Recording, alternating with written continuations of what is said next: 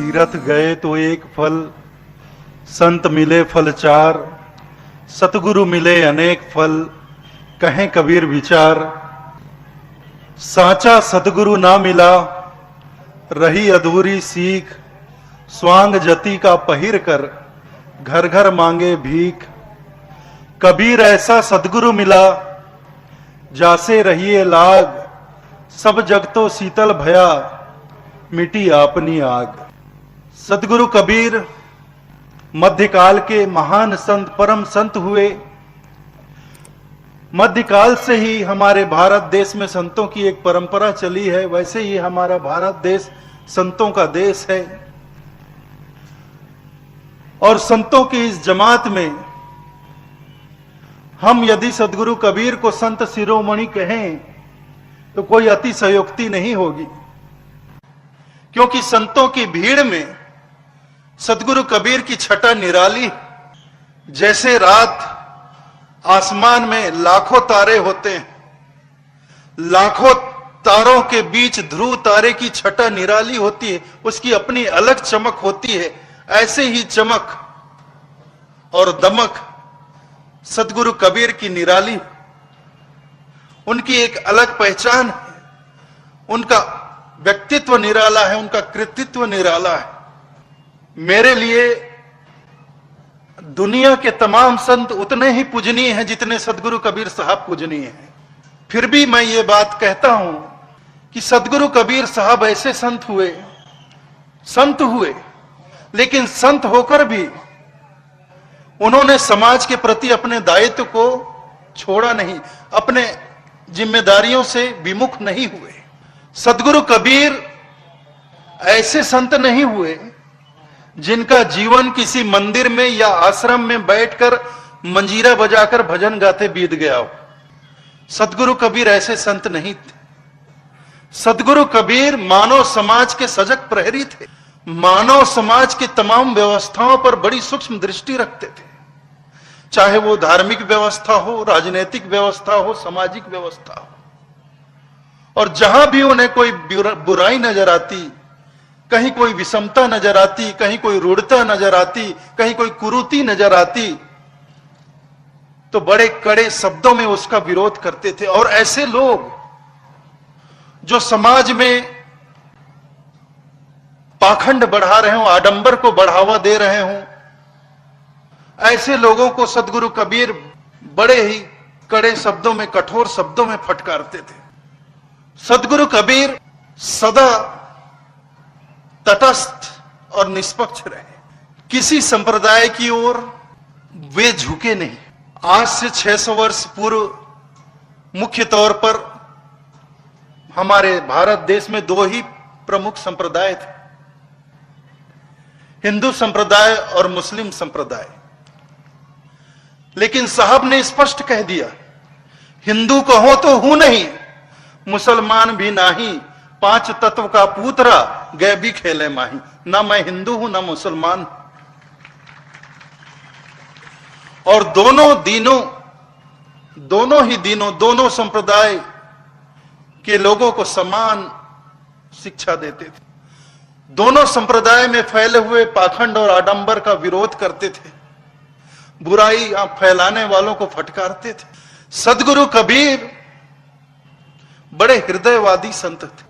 उन्होंने जब भी कोई बात कही तो दिल की बात कही, न वेद की कही, न किताब की कही, न मंदिर की कही, न मस्जिद की कही। उन्होंने जब भी कोई बात कही तो दिल की बात कही। पूरब दिशा हरि को बासा, पश्चिम अल्लाह मुकामा है, दिल में खोज दिल ही में खोजो, यही करीमा रामा।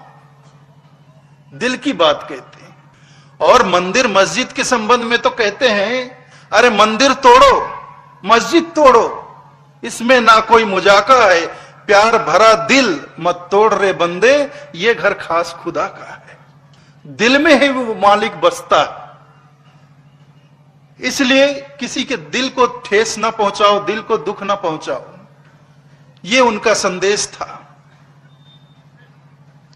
गुरु नानक देव ने भी कहा है, मुर्शिद मेरा मरहम जिन मर्म बताया, दिल अंदर दीदार खोजा तिन पाया। साहब कबीर हिंदू मुसलमान दोनों संप्रदायों के लोगों को समान रूप से संबोधित करते थे। सिर्फ एक संप्रदाय या एक पक्ष को नहीं कहते थे कि सिर्फ हिंदुओं को कहते हो या सिर्फ मुसलमान को कहते हो। साहब कबीर कहते हैं, जब वे सीख देते थे या रूढ़ता को देखते थे, बाह्याचार को देखते थे, तो दोनों संप्रदाय के लोगों को समान रूप से कहते थे, हिंदू मुस्लिम दोनों कस्बी, एक लिए माला एक लिए तस्बी, एक पूरब निहारे एक पश्चिम निहारे, और धर धर सिर धरनी पर धारे। एक रहे एकादशी तो एक रहे रोजा, दोनों ने दिल में कभी ना खोजा, दोनों ने दिल में कभी ना खोजा। एक जाए काबा एक जाए काशी, दोनों के गले में पड़ गई है फांसी। कहत कबीर सुर्रे नर भोंदू, ये बोलन हार तुरुक की हिंदू। तो दोनों दीन के लोगों को समान रूप से संबोधित करते थे। सदगुरु कबीर जब अपनी बात कहते थे तो एक बात बहुत स्पष्ट कर देते थे, मैं कहता आंखन देखी। मैं जो देख रहा हूं, मैंने जो देखा वही मैंने कहा। मैंने किसी की सुना सुनी बात नहीं कही, मैंने किताबों की लिखी बात को नहीं कही, मैंने जो देखा वो मैंने कहा। मैं कहता आंखन की देखी। और अगर कोई किताबों की लिखी बात कहता है, कोई सुनी सुनाई बात कहता है, तो सदगुरु के विचार उससे मेल नहीं खाते थे। स्पष्ट कहते थे, तेरा मेरा मनवा कैसे एक होए रे। मैं कहता आंखन की देखी, तू कहता कागज की लेखी। मैं कहता सुरझावन हारी, तू राखे और जाए रे। तेरा मेरा मनवा कैसे एक होए।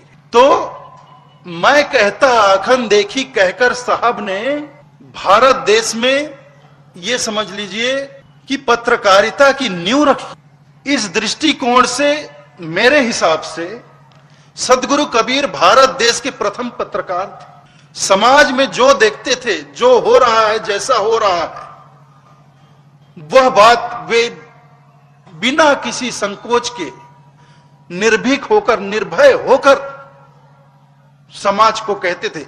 यह समझ लीजिए कि सदगुरु कबीर अपने समय में समाज के सामने आईना बनकर खड़े हो गए थे। समाज को उसका चेहरा दिखाते थे, चाहे जैसा भी उसका स्वरूप हो। कहीं अगर बिगड़ा हुआ स्वरूप हो तो उसका बिगड़ा हुआ स्वरूप दिखला देते थे, कहीं उसका सुंदर स्वरूप हो तो उसका सुंदर स्वरूप उसे दिखा देते थे। इस दृष्टिकोण से भारतीय पत्रकारों के लिए, मैं कहता हूं, भारतीय पत्रकारों के लिए सदगुरु कबीर से बड़ा आदर्श और कोई दूसरा